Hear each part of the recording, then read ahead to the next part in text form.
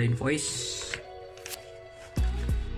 Intel Core i5 12500. Ini prosesornya RIG 12500. Ini heatsinknya ya, heatsink lumayan bagus yang sekarang nih. Ini ternyata plastik. Nah ini besinya tuh bulat, jadi ini ornamen doang. Oke, nanti kita pasang. Oh ini udah ada thermal paste nya ya, udah include.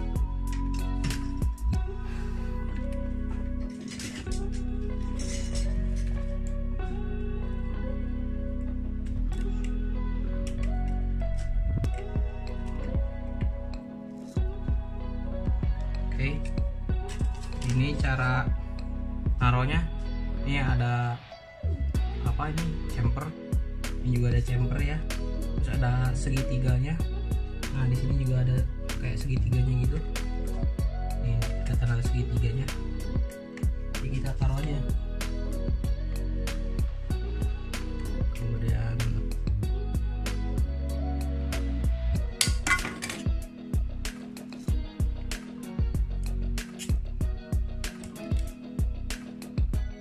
ya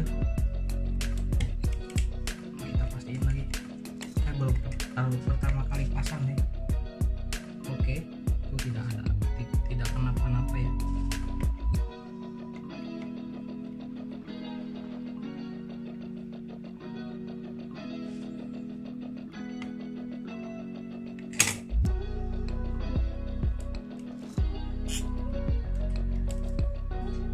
Oke.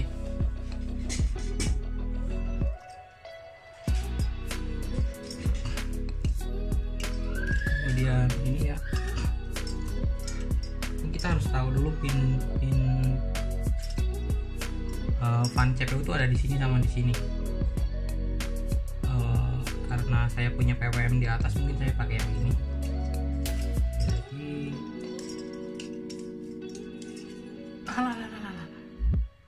kena tangan saya ini. Pakai deep cool.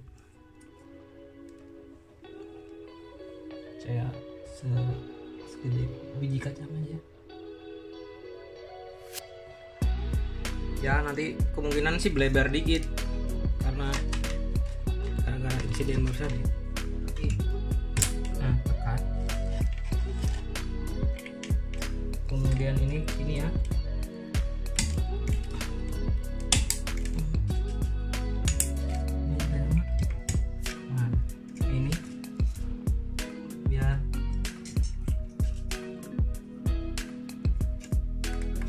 Biar nggak terlalu muter-muter seperti ini.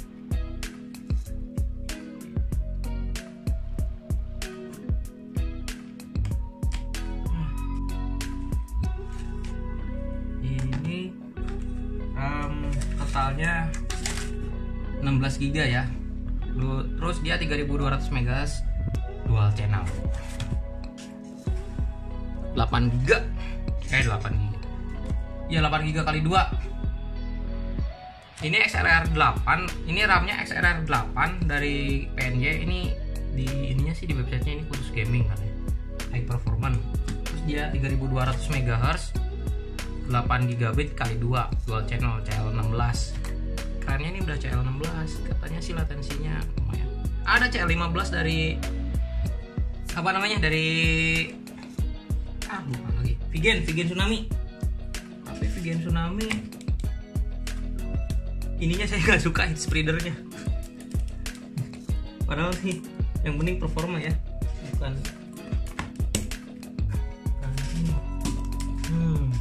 Klek. Harddisknya saya pakai SSD Adata ya, Adata XPG SX 8200. Ini termasuk SSD tercepat di kelasnya. Tapi ini masih pakai interface PCI Express 3. Kalau ini PCI Express 4, ini PCI Express 4. Tapi karena saya belinya HM610M, belum ada slot untuk PCI Express 4. Terus Saya juga dilihat di pasaran PCI Express 4 SSD itu masih jarang sih, jadi saya belinya ini HM610, terus lebih hemat juga sih harganya.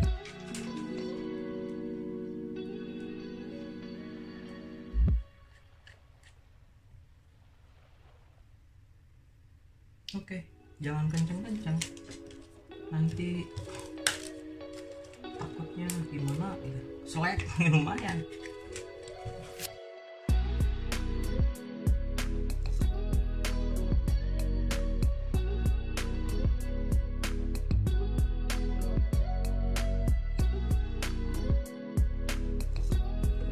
Nah ini saya pakai Cube Gaming Excel, tadi di sini nggak ada bautnya satu, saya tambahin di baut penyangga. Lalu paling bawah ini nggak perlu, masukin lagi.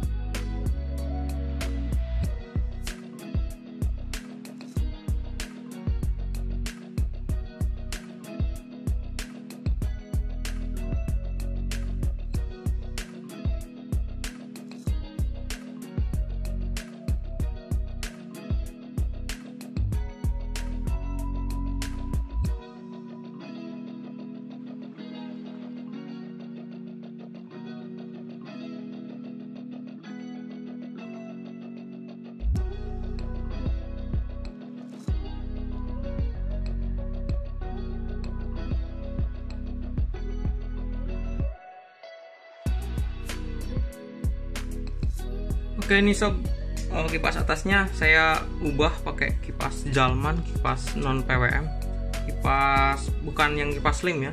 Kipas slim akhirnya saya pindah semua ke bawah karena bawah harus slim semua ternyata.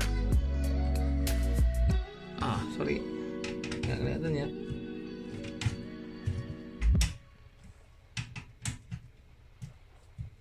Waduh.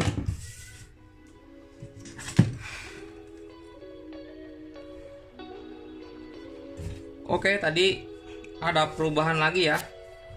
Kipas Jalman akhirnya di atas, ini non PWM ada di atas. Kemudian yang PWM slimnya sih gara-gara slimnya ya, bukan karena PWM ya. Yang slim di bawah semua karena di atas nggak muat. Ternyata yang gede ini satu normal, yang tebalnya normal 25 cm, malah bisa ini yang 12,5 cm malah di bawah ya. Sini juga udah mentok sama kayak apa tuh,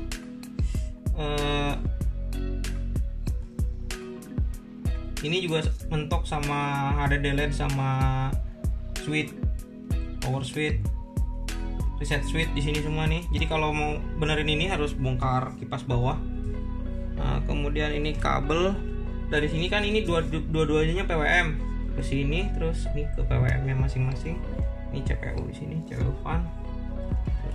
Nah ini tadinya mau diginiin sih tapi nggak usah ya, malah ketuk-ketuk takutnya malah rusak. Jadi ya kabelnya karena ini non modular jadi berantakan banget kalau dilihat dibuka gitu. Tapi is oke lah, jadi yang kelihatan dari luar tuh kalau misalkan ini saya bikin cover akrilik gitu, cuman ini aja nih yang kelihatan. Oke lah ya, nggak terlalu gimana gitu. Dan ini kipas yang nggak saya pakai lebih satu, ini nggak bisa dikasih kipas slim sama sekali karena di sini ada kabel cord power AC ya di sini, sehingga mentok walaupun kasih slim tetap nggak masuk. Walaupun ini digeser ke sini tetap nggak masuk, sudah saya coba sebelumnya. Oke, setelah ini mungkin saya langsung rakit kembali. Ini saya masukin dulu ininya dulu. Oke, saya masukin bagian bawahnya dulu nih. Modelnya memang cuman klem-klem gitu aja. Cetak cetek.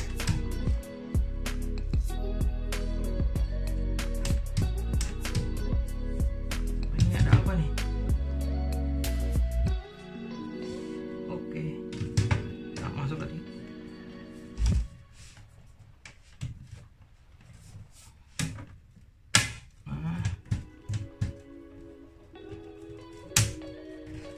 Oke, ini udah masuk. Kemudian ini bagian atasnya ya. Nah, ini di belakang ada baut. Nanti kalau sudah fix tinggal dibaut. Nah, udah.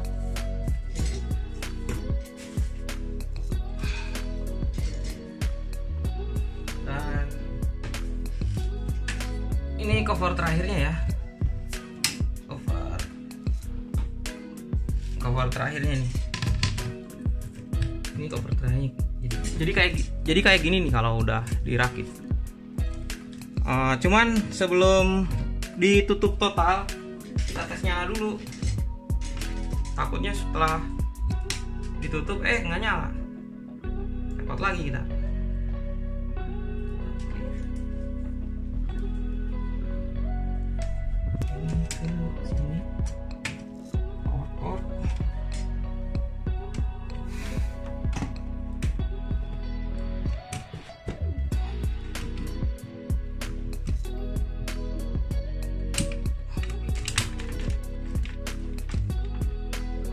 Untung saya punya beberapa HDMI. Ini HDMI saya dari Raspberry yang biasanya saya tes.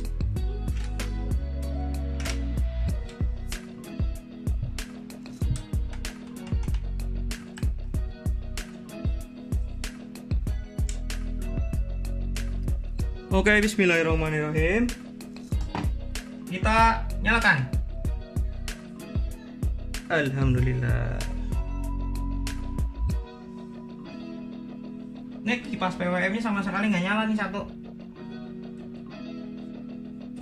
Nggak nyala apa gimana nih?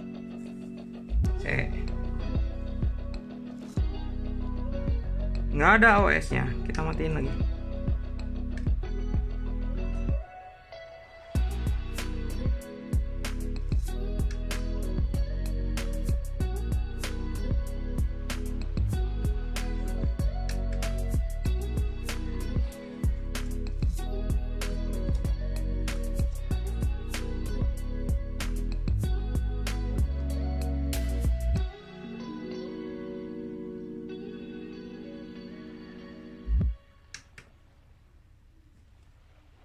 Ini kipasnya satu nggak nyala nih.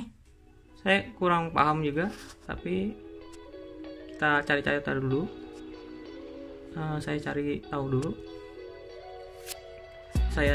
dulu. Oke, setelah saya cari tahu ternyata ini bisa jadi CPU fan. Ini CPU fan only. Terus ini bisa jadi CPU fan. Jadi CPU fan tuh ada ini atau ini.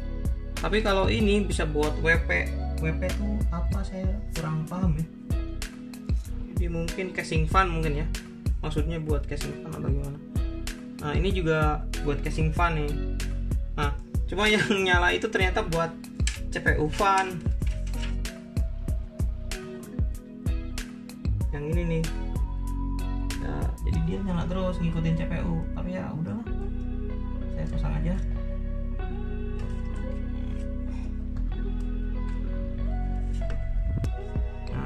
Ini saya matiin dulu karena di sini ada, nah ini nih ada modul WiFi internal saya mau pasang. Oke, ini modul WiFi nya nih pakai AX201. Jadi ini modul WiFi yang udah support WiFi 6 ya, WiFi 6 dari Intel nih. Nah, sebelum dipasang modul WiFi nya nih pastiin nih probe nya ini koaksial kabelnya. sudah dicolokin ke ulir antenanya ya, karena nanti kalau masang di bawah itu agak susah. Ini saya coba pasang dulu nih. Jadi ini ada dua, sini satu, ini satu, ini ada dua. Oke, ini udah saya pasang ke sini. Jadi ini sebelumnya propnya udah dipasang dulu ya. Terus kita dikasih ini nih. Ini kecil banget nih. Jangan sampai hilang bawaannya dari penjual. Obengnya juga harus lebih kecil. Untungnya saya ada lebih kecil nih, lebih kecil dari biasanya. Oke, ini masuk. Sayangnya ini nggak ada magnetnya.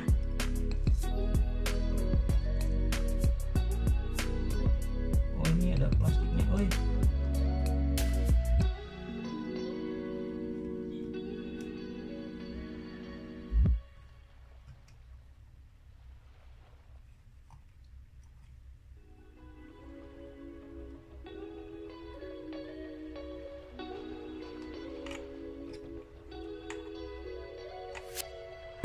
Nih plastiknya dicopot dulu, plastik pelindung ulir.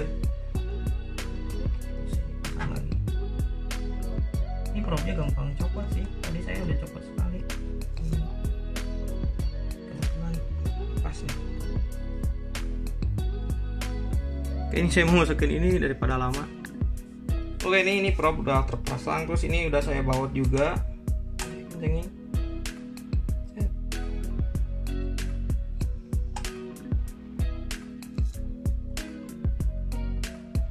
Jangan kenceng banget sih, yang penting nggak gerak aja.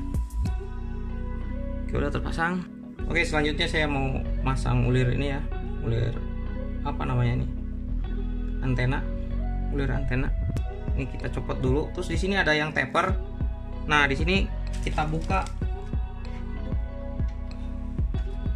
di I/O panelnya, kita ambil. Nah, ini juga taper ya. Nah, si ulir yang taper ini, yang cowok, masukin ke area yang taper juga.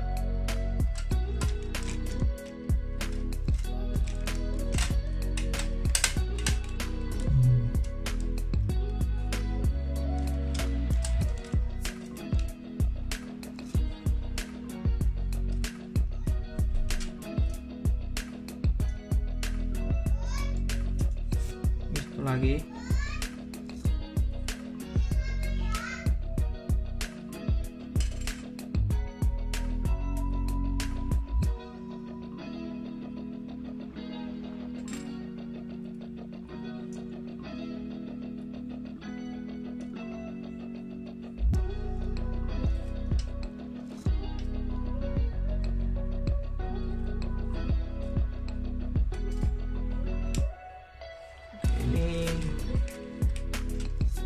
Ambil juga nih I/O panelnya.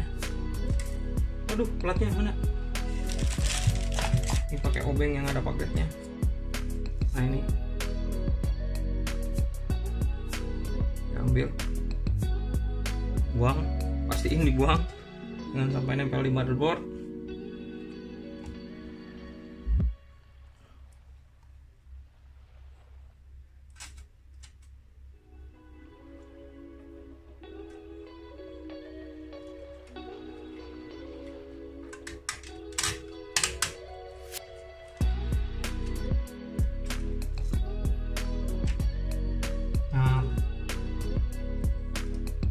Spring ringnya itu di luar ya.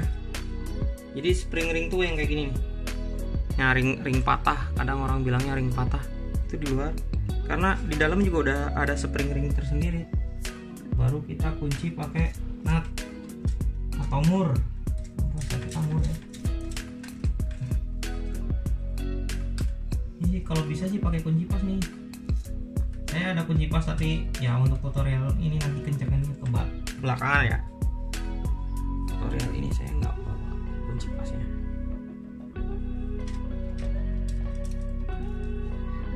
Ini pasang. Oke, ini pemancar udah dipasang ya. Ini saya ngeluarin satu PCI slot dari casing.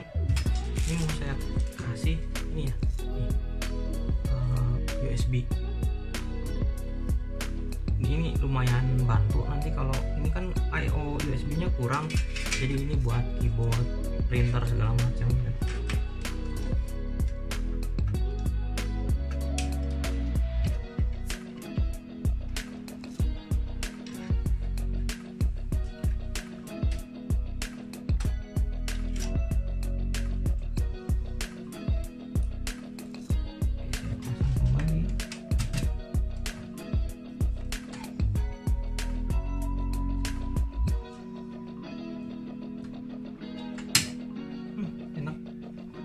Magnet doang ya. Oke, ini I/O USB-nya sudah terpasang. Tinggal ini yang kembali lagi dengan masalah kabel manajemen. Oke, akibat saya mau masang ini, saya bongkar kipas lagi. Bongkar ini ternyata di sini ada yang buat body casing fan ya. Jadi PWM-nya kalau ini CPU jangan dipakai. Ini untuk casing sudah ada. Oke, lanjut dulu. Oke, ini konfigurasinya saya ubah lagi. Oke, berikut konfigurasi untuk CPU fan, casing fan, dan fan biasa yang non PWM. Ini fan biasa non PWM langsung ke power SATA.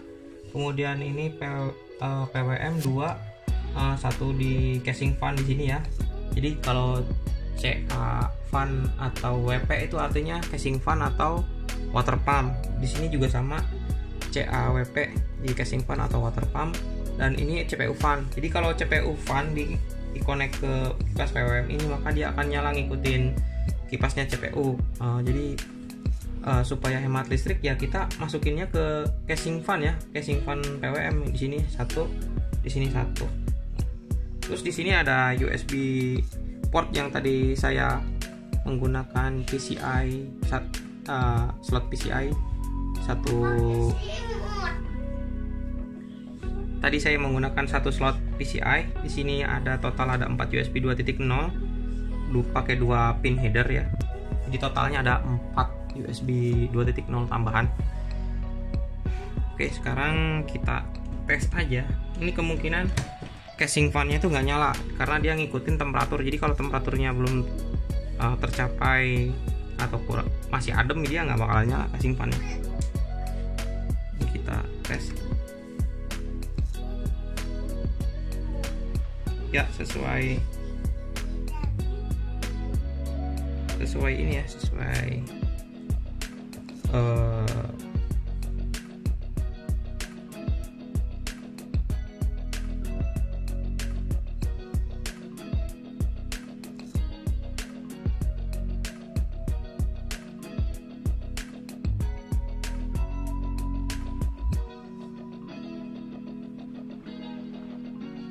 Oke, sesuai prediksi. Ini juga nyala, ini kadang ini nyala tapi ya ini nyala pelan, ini kadang mau nyala kadang enggak gini. Ini dia tetap nggak mau nyala.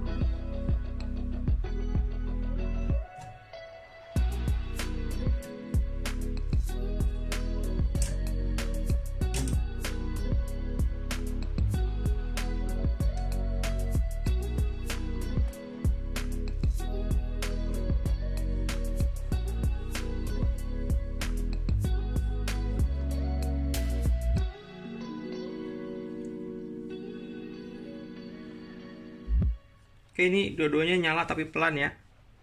Ini saya matiin. Ini nyala karena non PWM, dia nyala maksimum. Kipas dinginin CPU.